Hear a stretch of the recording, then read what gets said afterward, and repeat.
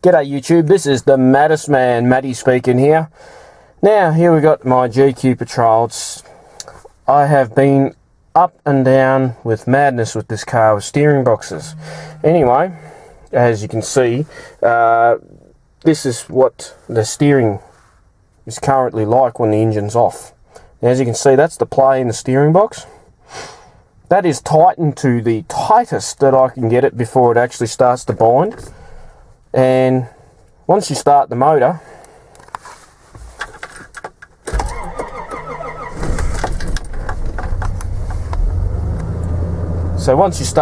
this only just gets even worse.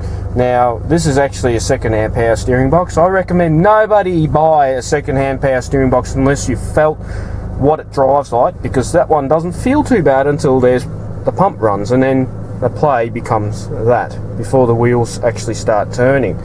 Now, that's actually caused by the valves inside the steering box, which are seized in the open position, which means that basically the steering's too light. Once this starts rolling, I can basically grab this off my little finger and do a U-turn. That is way too light. So anyway, I've reconditioned one of my old boxes. Got it reconditioned pretty cheap. I won't mention the price, but if you want a good reconditioning or services done by a company in the Melbourne area, Bitters 4-wheel drive in Cranbourne's probably your best bet. As you can see, this steering is as light as anything. Another thing it doesn't do is return to centre, so that indicates that there's a problem with the box. I thought it was alignment, but actually it had nothing to do with alignment, because I got it aligned, they said everything was right. Anyway, here we go. Anyway, so power steering boxes can be a bit difficult to change. They can be a bit tricky, as this one over here is a right-hand drive model in Australia. The power steering box sits somewhere buried inside there. Not sure if you can see it, but there's the top of it there, in behind the alternator. One of the biggest and easiest things to do is to remove your wheel, put it up on a jack stand, remove your wheel so you can get more access in here. As you can see, there's the power steering box in there. This one actually doesn't really leak or anything like that. It just has a lot of problems with play. The 4 bolts hold it in, mainly, and of course you've got your coupling to your steering wheel and your steering link down the bottom here, which will need to be taken off. You'll have 2 lines sitting up here, as you can see how much easier the access will be with the wheel out of the way. So the best thing to do here is to turn the steering wheel around and spray WD-40, penetrine, anything you like, down into the splines. That will free that up, and preferably do that the night before. This one hasn't been in so long, so I don't think I'll need to bother. And also, I'm going to show you how to get these things off without too much trouble. First things first, whenever you park the vehicles to do a steering box, make sure your steering wheel's in the absolute straight ahead position and your wheels are straight, or you're going to have a hell of a time getting it back together. Some of the tools you're going to need is probably a high quality jack, a lead light, an air compressor with your air ratchet guns and rattle guns and things like that. You can buy rattle guns pretty cheap these days, at super cheap. You're going to need a set of impact sockets.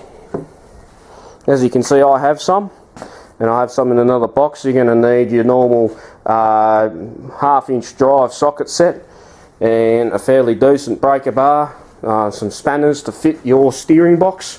That can be different compared to whatever car you're driving. I'm not even exactly 100% sure what sizes these all are.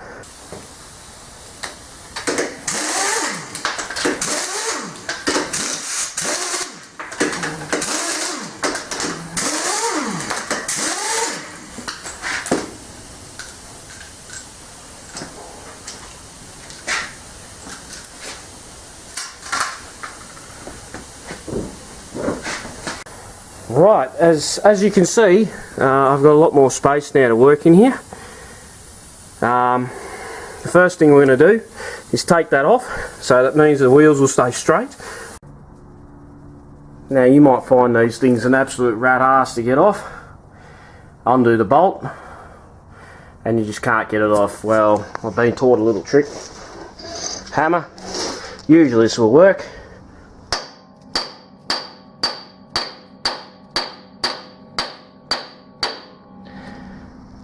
As you can see there, give it a few shock taps and it just falls out.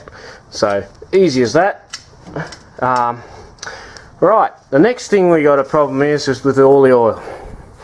Good idea, put a drip tray underneath, one of those oil trays, and undo all your pipes. Of course, shitloads of oil is going to come out. Shitloads. It will actually drain out your whole reservoir on your power steering, which is in there. Easy bet, you want to stop so much mess, is to get one of your oil suckers, similar to what you use to fill up a diff, and you just suck all the oil out of the reservoir. That way a bit less mess. Basically now we've got all the lines off. I've got this big yellow bucket with no holes in it for a very good reason when you do this. As you can see, I've got a nice concrete floor underneath here and I don't want to wreck it. So the simple is grabbing the box where your hands will fit around it, pull it up and dump it straight into this oil, into this sealed box. So that's the old power steering over there. We got the other one that's sitting on the table, ready to be set up for reinstallation.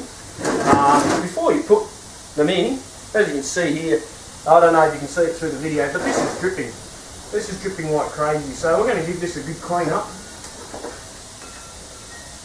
The one thing you must note when you've got this power steering leaking is it gets into this bush over here, and that bush on the GQ Patrols is detrimental to your steering. Over there, that's your what they would call a panhard rod, and if the bush wears out, you're going to end up with death wobbles. So if you've got a leaky power steering box and you haven't experienced death wobbles, beware. This car has not got an adjustable steering bar on the front, therefore we have to make sure that the new box is in complete alignment when we bolt it back together. Otherwise you're going to end up with a steering wheel that sits like that and your steering box not in a central location, which means that you're going to feel more play than what's actually there.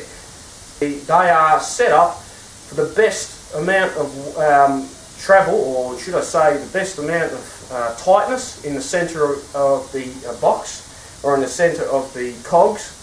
Once you go out of alignment, over to the left, over to the right, you're going to find that you get an extra couple of mil, or even more than that in some cases.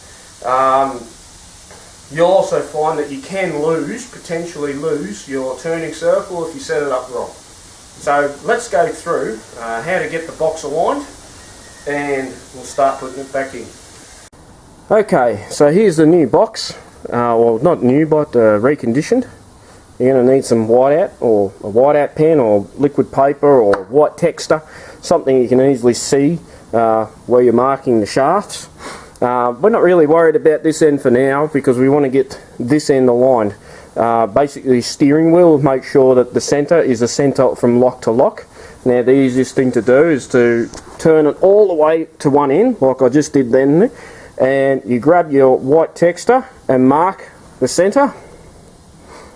Now boxes can vary anywhere between 2.5 total turns from lock to lock, right up to 5, so just be careful and aware of that. So now you turn this around, that's 1. It can get a bit tight in the middle, so you might want to grab a rag or something like that. 2, just past the 2 mark. As you can see, around 2 it was tight. 3, and then 4, and a little bit more. So basically it's 4 and not quite a quarter. So what we want to do is, let's say there's your halfway mark between there. So we want it about there. Anyway, so what we do now is turn it exactly back 2 turns. Somewhere around there's 2 turns.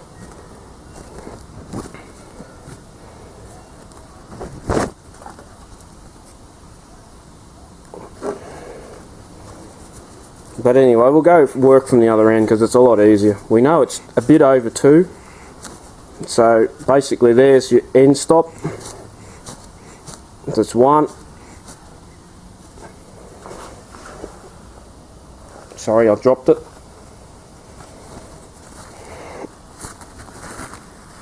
Never put pliers on here because you'll end up screwing the bloody thing. If you have to get pliers on them, well, I'm guessing there's something not set right. So that's 2 turns exactly, or around that. So I just got to turn it a little bit more. Now these can be a couple of teeth out. It's not the biggest worry, but that's approximately centre of the box.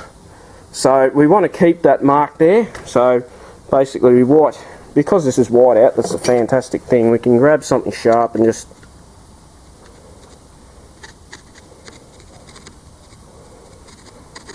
scrap it off. Right, and we can actually remark that. Now the best place to mark it, I'm actually going to mark it somewhere else. So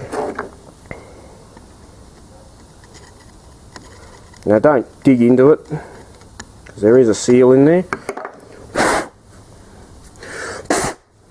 I should get my compressor in there, but anyway, that's in the seal. So marking it on the side where you can see. Oh, actually, I did have it on the right side. My apologies. So, if we're going to mark it, we're going to mark it there. Okay.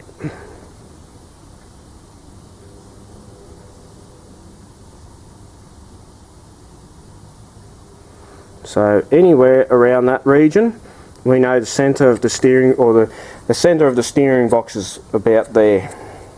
Anyway, going to mount this back in. Now here comes the fun bit in the end.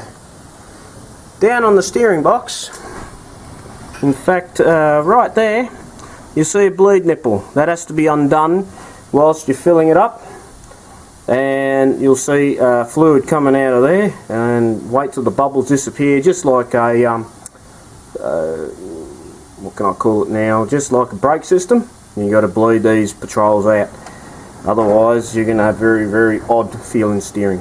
Anyway, that's it from me. That's all fitted in there. It's just to oil it up and give it a run. Okay, so we're finished with the steering box. We've adjusted it. It was sitting over there before, and we just had to notch it over by a notch to get it back straight. But as you can see now, a lot better in the steering wheel with the engine running. So let's go and take this for a spin and have a feel what it's like, eh? And at the moment it's feeling a lot more tighter.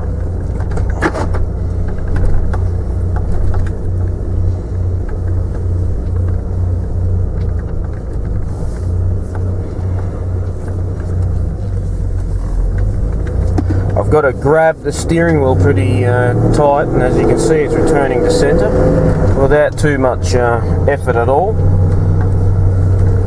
Before I had to basically grab the steering wheel and move it back to centre, but that's pretty normal now. Feels like a normal car to drive. So anyway, if you got a steering box in your Patrol that feels like a piece of rubbish, my high recommendation is to get it rebuilt. They'll be safer on the road, easy to track straight, a lot less tiring when you're driving long distance,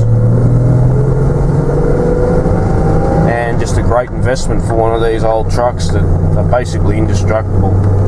Anyway, this is the Maddest Man, over and out.